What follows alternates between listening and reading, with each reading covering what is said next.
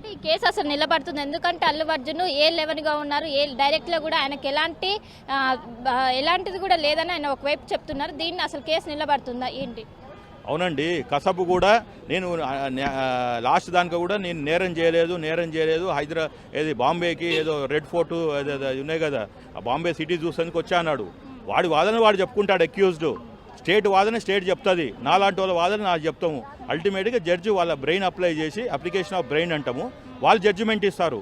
మధ్యాహ్నం మీరెవరు నేనెవరిని అట్లాంటి ఇవన్నీ తెలంగాణలో కోర్టులన్నీ బంద్ చేద్దామా? ఇంకా అల్లు అర్జున్ చెప్పిందే కరెక్టా లేకపోతే అపోజిషన్ వాళ్ళు చెప్పిందే కరెక్టా? Let court do their work, advocates do their work. నేను ఇంప్లీడ్ అయిన అడ్వకేట్గా నేను చెప్తున్నాను, అది A1 A2 A3 A11 అని కాదు. ఛార్జ్ షీట్లో మళ్ళీ మారుతాయి, కొత్త వాళ్ళని కూడా యాడ్ చేయొచ్చు.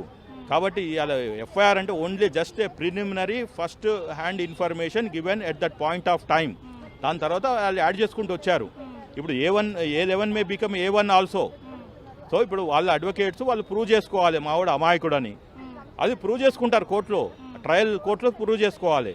అంతేగాని మేము ప్రభుత్వాన్ని కూలదోస్తాము, మమ్మల్ని జైల్లో పెట్టినందుకు కానీ కక్ష సాధింపు చేసుకుంటూ అక్కడ కేంద్ర ప్రభుత్వం ఉన్న పార్టీతోటి ఇక్కడ అపోజిషన్ ఉన్న పార్టీతోటి చేతులు కలిపి చేస్తామంటే తెలంగాణ సమాజం ఊరుకోదు. అది నేను న్యాయవాదిగా న్యాయ పోరాటం అక్కడ కూడా జరుగుతుంది.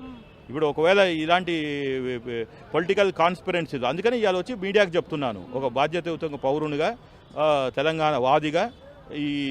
ఏంటిది ఇది ఒక కుటుంబాన్ని ఒక వ్యక్తిని కాపాడటంలో మీరు తెలంగాణ వాదాన్ని పక్కన పెట్టి చేస్తున్నారు.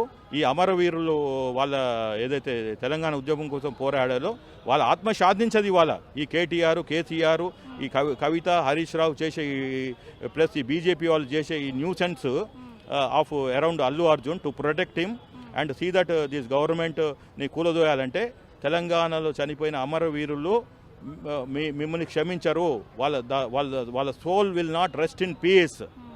ఇప్పుడు సంధ్య థియేటర్ ఇష్యూ అనేది ప్రభుత్వాన్ని ఇరికించిందా, ఇరికాటంలో పెట్టిందంటారా? లేదు, ఇరికాటంలో పడ్డది అపోజిషన్. క్లియర్గా చెప్తున్నా, వాళ్ళు ఇంత సీరియస్ అవుతుంది అనుకోలేదు.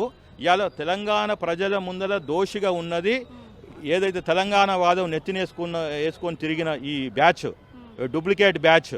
వాళ్ళు అటు కేంద్ర ప్రభుత్వం ఉన్న పార్టీ అయినా, ఇక్కడ రాష్ట్ర ప్రభుత్వంలో మొన్నటిదానికి ఉండి ఇప్పుడు ఆపోజిషన్ ఉన్న వాళ్ళైనా, ప్రజలు ఒక మహిళ చనిపోతే మీరు పోయి నివాళులు అర్పించలేదు, వాళ్ళ కుటుంబానికి భరోసా ఇవ్వలేదంటే ఇంకా మీరు ఎంత దిగజారుడు రాజకీయాలు చేసినారో అర్థమవుతుంది.